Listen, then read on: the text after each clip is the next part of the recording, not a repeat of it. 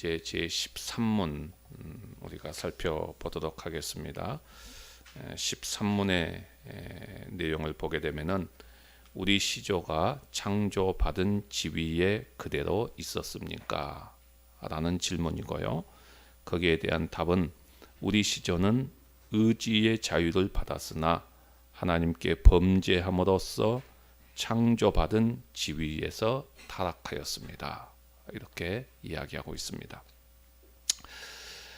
지난번 시간에는 우리가 소요리 문답 제12문을 살펴보았죠. 12문의 내용은 사람에 대한 하나님의 특별한 섭리였습니다. 사람에 대한 하나님의 특별한 섭리를 살펴보았습니다. 사람에 대한 하나님의 특별한 섭리가 무엇이었습니까? 생명 언약을 맺는 것이었죠. 생명 언약이 무엇이었습니까? 생명 언약이라고 하는 것은 하나님의 말씀에 순종하면 영원한 생명을 얻고 불순종하면 영원한 형벌에 처하게 된다는 것이었습니다. 그러면 이 사람에 대한 하나님의 특별한 섭리의 시기, 언제 이 언약을 맺었습니까? 창조시에 맺었다라는 내용이었죠. 그리고 그 조건은 무엇이었습니까? 완전한 순종을 조건으로 했습니다. 그러면 그 섭리의 방식은 무엇이었습니까? 선악을 알게 하는 나무의 열매 먹는 것을 사망의 벌로서 금하셨습니다.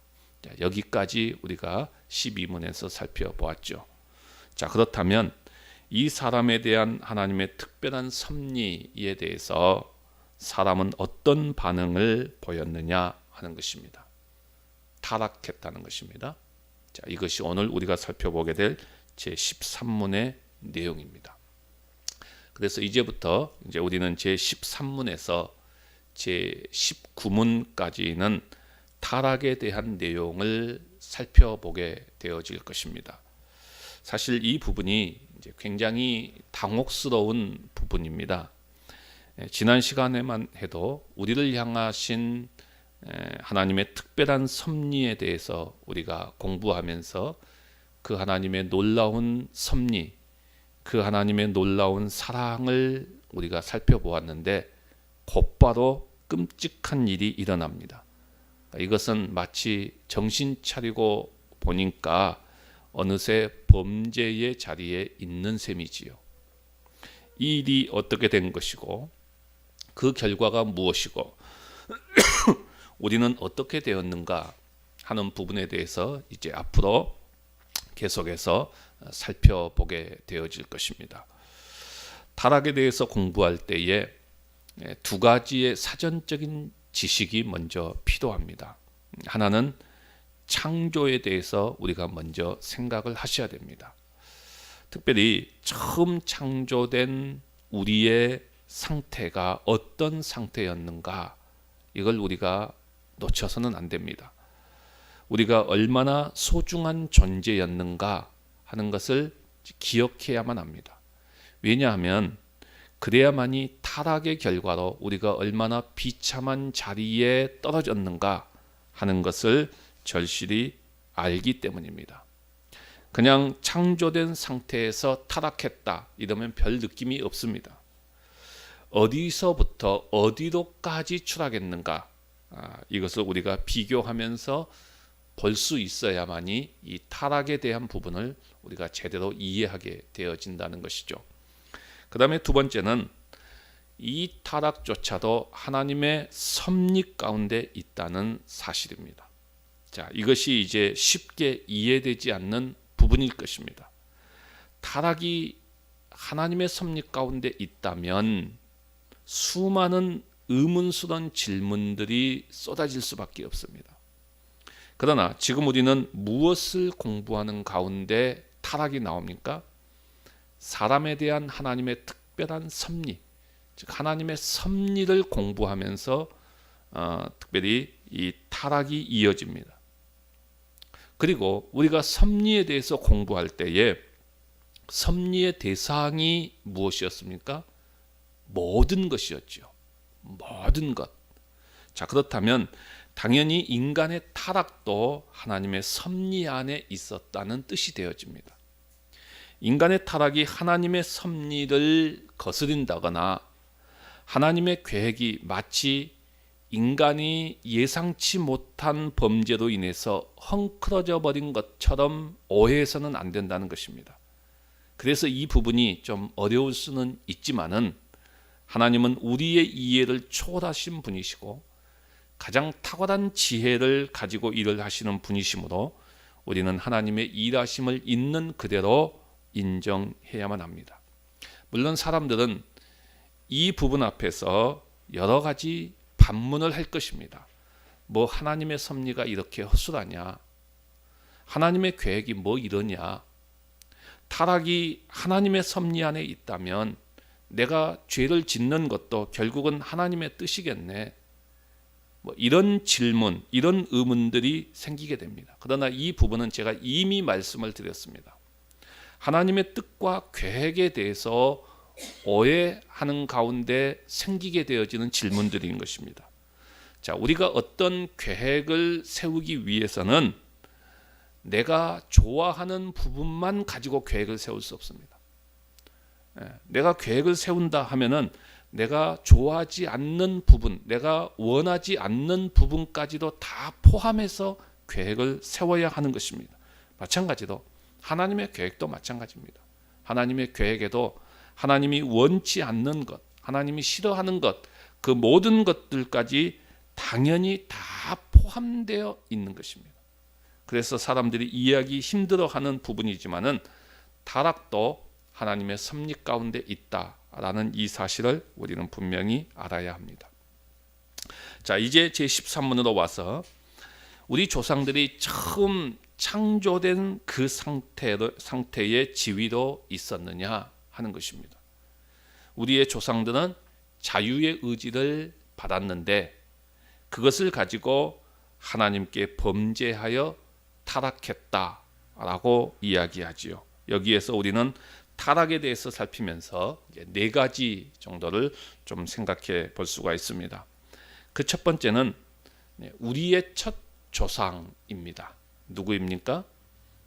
하나님이 아담과 하와를 만드셨고 그들을 통하여 모든 후손들이 나오게 되지요.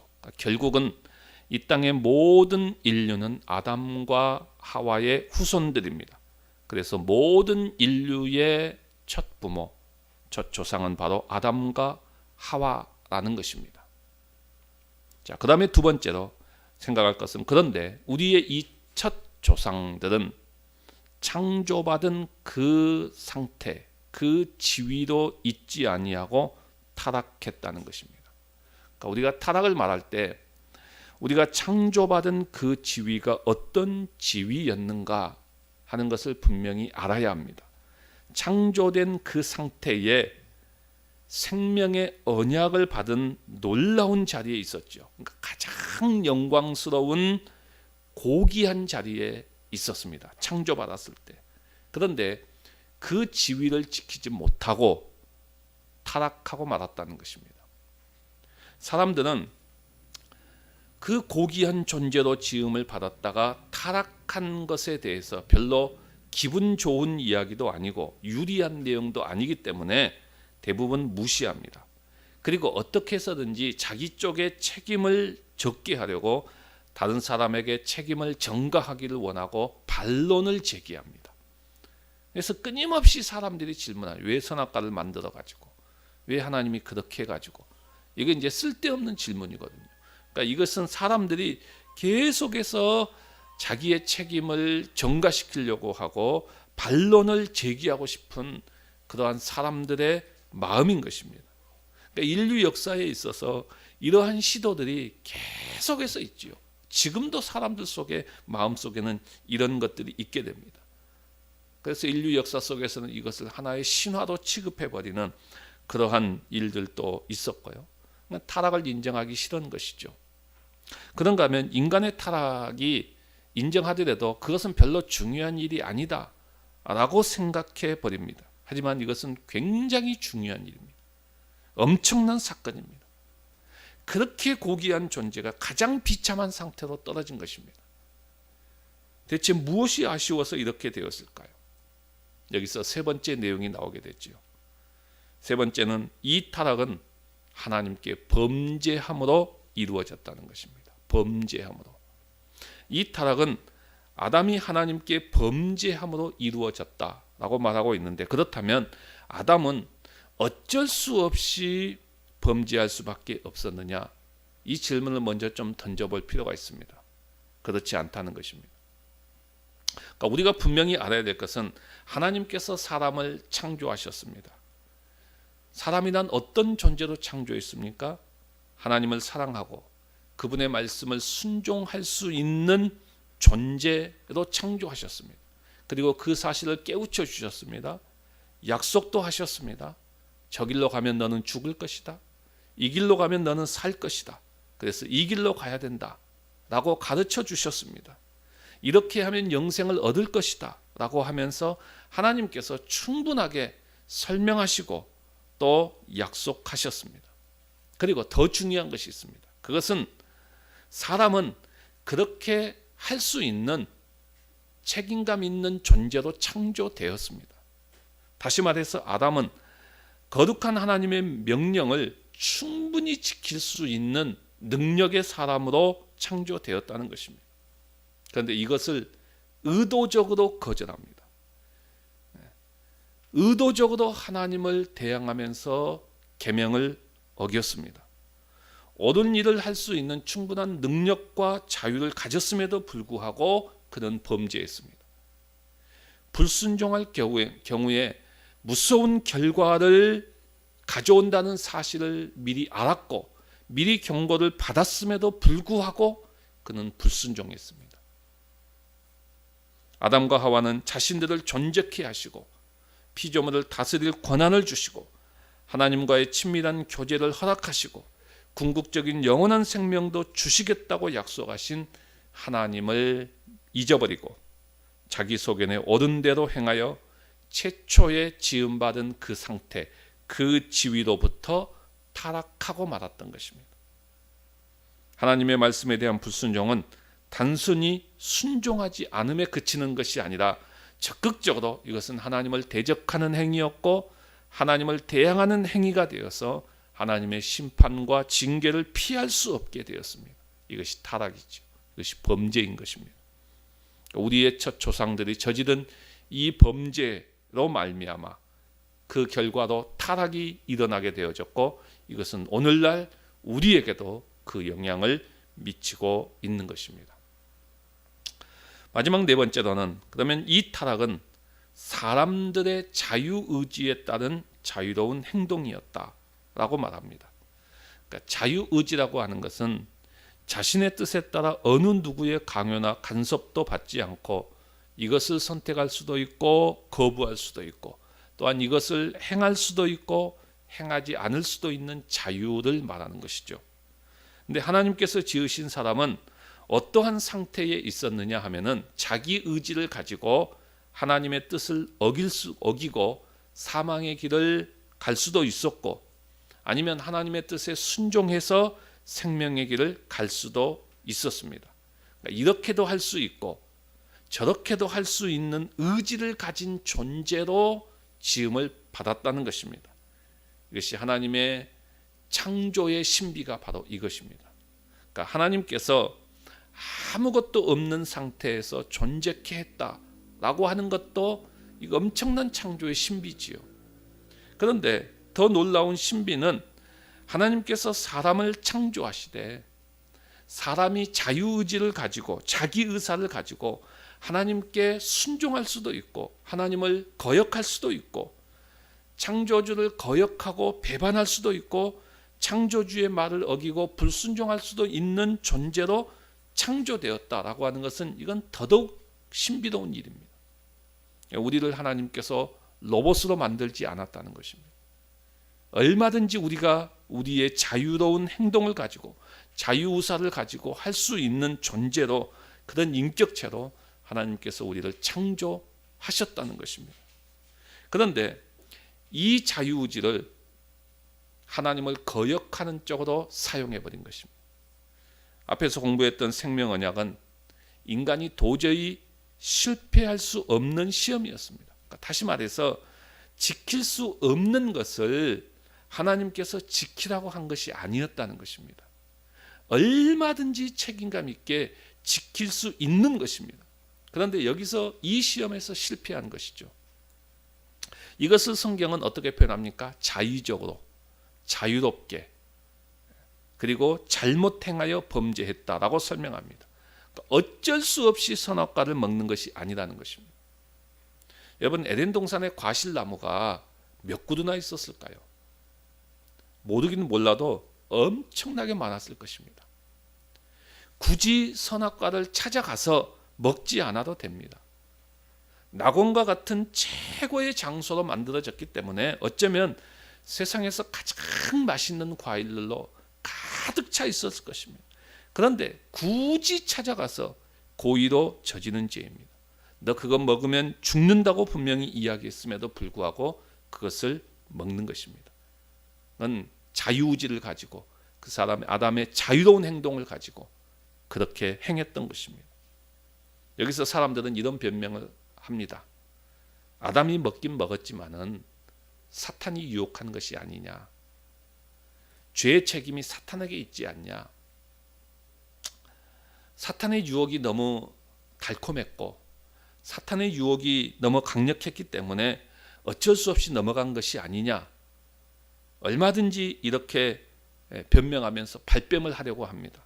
그러나 엄밀히 말하면 사탄은 도구적 요인입니다. 사탄의 유혹을 받았지만은 내가 먹는 것입니다. 내 의지를 가지고 내 자유로운 행동을 가지고 내가 먹은 것이죠. 아담은 인류 역사상 가장 뛰어난 자였습니다. 그렇죠.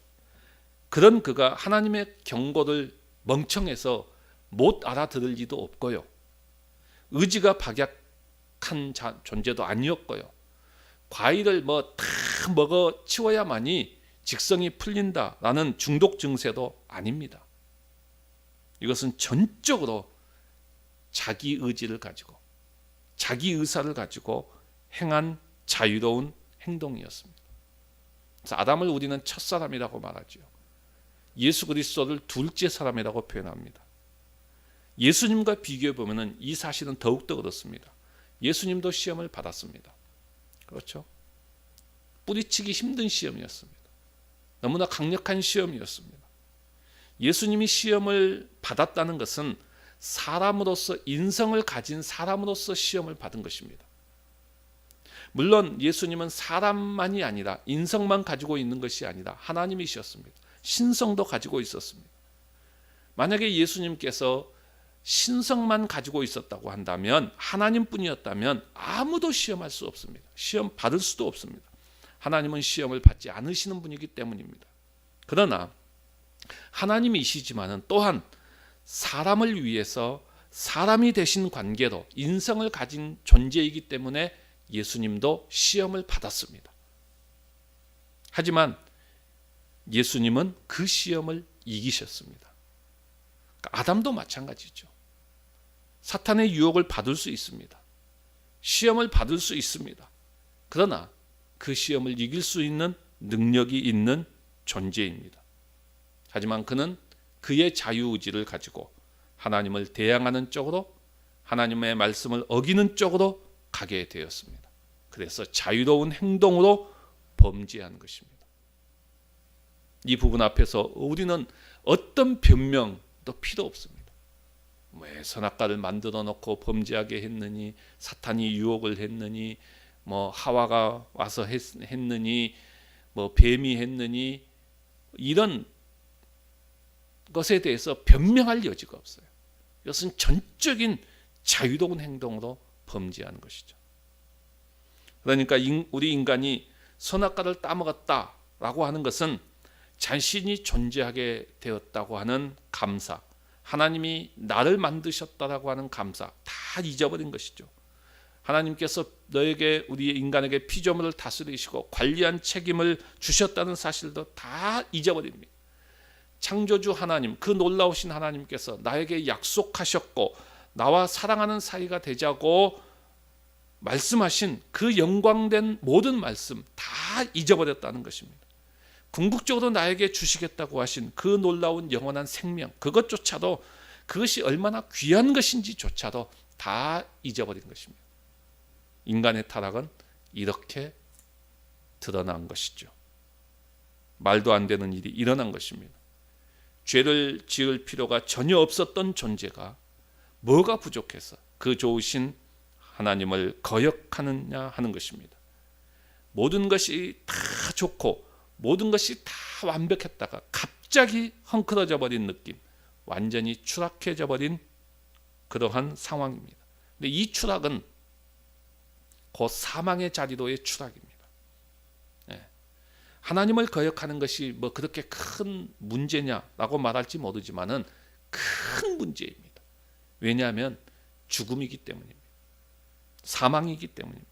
그러니까 그 자리가, 추락의 자리가 그냥 대충 뭐 어떻게 견디면서 어떻게 좀 뭐 살아가면 되지 않느냐, 그런 자리가 아니라는 것입니다. 이건 죽음의 자리이기 때문이죠. 그래서 큰 문제인 것입니다. 여기서 사망은 하나님과의 단절을 말하죠. 그래서 아담과 하와는 에덴 동산에서 즉시 쫓겨납니다. 하나님과 교제할 수 없는 상태가 되어진 것, 이것이 바로 죽음이지요. 전 인류가 하나님과 관계가 단절되어 버린 기막힌 사건인 것입니다. 그럼 반대로 생명이란 무엇입니까? 우리가 하나님과 함께 있는 것입니다. 그러니까 하나님과 함께하지 않는 것, 이것은 의미 없고 죽음입니다. 뭐 하나님과 함께하는 것과 하지 않는 것이 뭐가 그렇게 중요하냐? 뭐 그냥 이렇게 살아갈 수 있지 하지 않느냐? 이건 육체만 생각하는 거예요. 육만 생각하는 것입니다. 그렇게 말할지 모르지만은 그러나 전혀 그렇지 않습니다. 이것은 삶의 수준의 문제가 아니라 삶의 차원이 완전히 다른 것입니다. 삶과 죽음의 차원입니다. 그 중간이 아니에요. 하나님과 함께하느냐, 하나님과 함께하지 않느냐, 그것은 삶과 죽음의 차원이에요. 하나님과 교제하느냐, 하나님과 교제하지 않느냐, 삶과 죽음의 차원이에요. 예? 하나님과 단절되어졌느냐, 하나님과 단절되지 않았느냐, 삶과 죽음의 차원이에요. 이건 엄청난 차원인 것입니다. 그래서 이걸 가볍게 우리가 볼 문제가 아니라는 것입니다. 오늘 우리는 이러한 사실을 보면서 우리의 자유의지를, 하나님께서 우리에게 자유롭게 선택할 수 있는, 자유롭게 행동할 수 있는 이 자유의지를 주시는데 이게 얼마나 감사한 것입니까? 그런데 이 자유의지를 하나님이 기뻐하시는 방향, 하나님의 뜻에 따라 사용하는, 하나님의 뜻대로 내 삶을 움직여가는 그러한 방향으로 사용하고, 우리의 모든 의지가 하나님을 향하여 사용되어질 수 있는 그러한 삶을 살아가는 우리 모두가 되시기를 주님의 이름으로 간절히 바랍니다.